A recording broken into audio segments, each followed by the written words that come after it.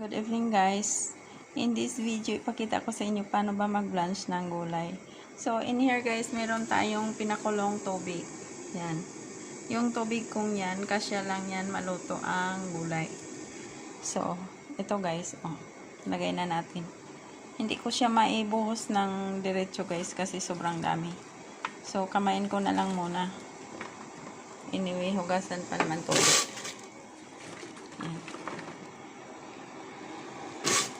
Hindi ko maibuhos yan kasi yung kabilang kamay ko mahawak sa cellphone. So, itong natira pwede na siguro ibuhos to kasi kunti na lang.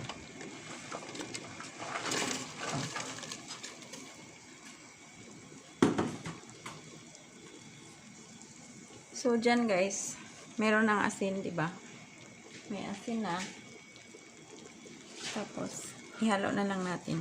Yung tubig ko kasi kasya lang talaga sa level ng gulay. Kasi, hindi tayo magsayang masyado ng gasol. Ang mahal ng gasol guys ha. Yung 11 kilos ngayon is 1,200.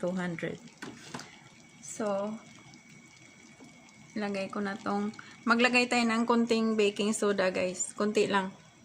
Mga a pinch. Para lang mabilis maluto ang gulay. Kasi, alam niyo ang sitaw matagal maluto yan.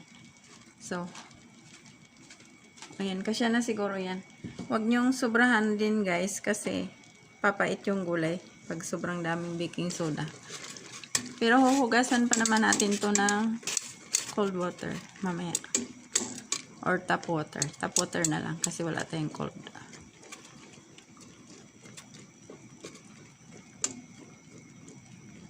Tap water, ibig sabihin yung running water dyan sa gripo. So, yan. Antayin lang natin maluto, guys.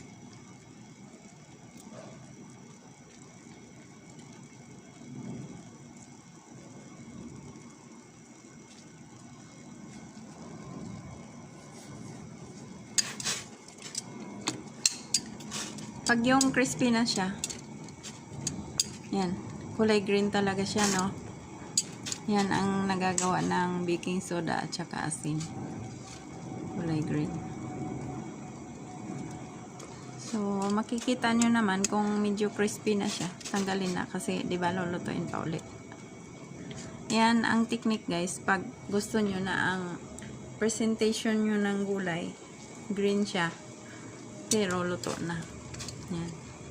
Kasi ang gulay, pag dinirekta mo siya sa halo sa ulam, ganyan. Pag matagal nagba-brown. Ayun niya. Crispy na siya. Pero patagalin ko muna sandali. Kasi hindi naman to yung mga baby na sitaw. Alam mo yung mga tinitinda dyan. Ano, yung medyo magulang na sitaw. So, kailangan ang gulay crispy pero digestible sa tiyan. Kasi lalo na tong sitaw guys. Kailangan fully digested sa tiyan yan. Or else, sasakit ang tiyan nyo.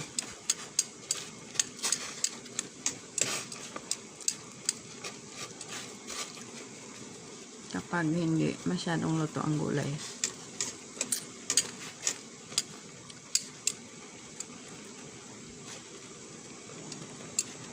So, tikman natin. Tikim lang ng tikim.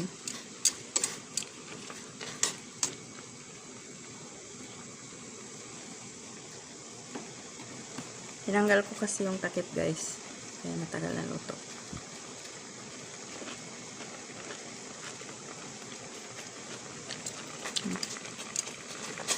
Pwede na siya.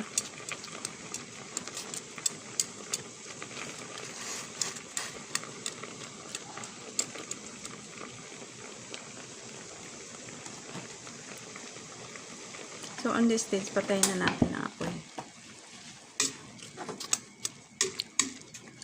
Kasi may remaining heat pa naman yan.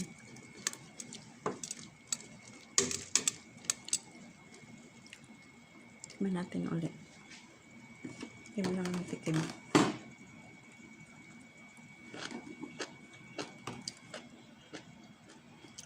Tikim lang ng tikim guys. Hanggang sa ma-achieve nyo yung gusto nyong luto. Pero wag lusaw ah. Kasi ito diba hugasan pa ng cold water at lulutuin pa ulit. Ayon sa gusto nyong luto. Binablanch ang gulay guys. Kung halimbawa gusto mong mag-freeze ng gulay. Perfect na siya. Halimbawa gusto nyo mag-freeze ng gulay guys. Idaan nyo sa blanching. Kaganyan. Pakuluan tapos hugasan ulit ng cold water. Bali itapon yung hot water, hugasan ulit ng cold water.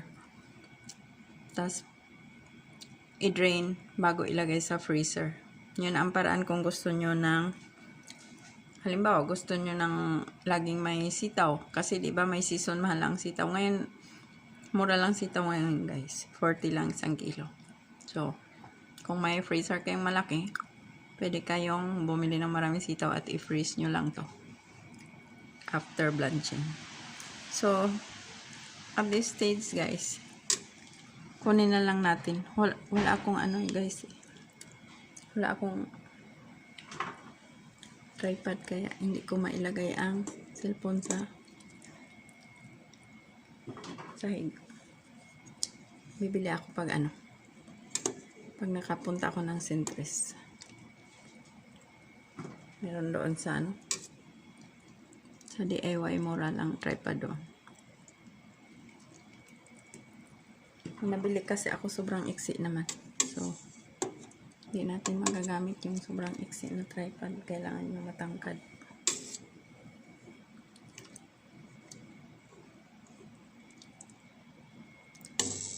So, hindi ko na yan siya ubusin guys. Ipakita ko na lang sa inyo paano. So, nagtanggal na tayo dyan. So, hugasan natin to dito. Sa cold water. Or running water.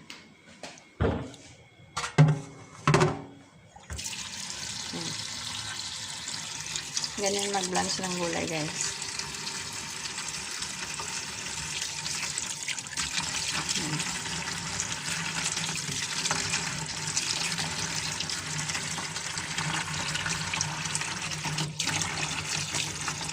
Mga up to 2 times mo siya hugasan para matanggal yung init. Tapos ilagay sa strainer. Yan. Pero dahil lulutuin ko rin ito guys, hindi ko na twice ng hugas. Kung gusto nyo, isahan lang hugas, pero lagyan nyo ng ice cubes. So, wala tayong oras kumuha ng ice cubes sa loob. Kasi sarado na yung kabilang pinto. So, nakita nyo guys, luto na siya. Pero, kulay green pa rin. So, mas magandang presentation nyo kapag ganyan. Yan, tikman natin. Crispy, pero luto na. So, guys, thank you so much for watching. Yan, ganyan. Pwede nyo lutuin kung gusto nyo adobong sitaw or ginisang sitaw o kaya i-freezer nyo. So, thank you so much guys for watching.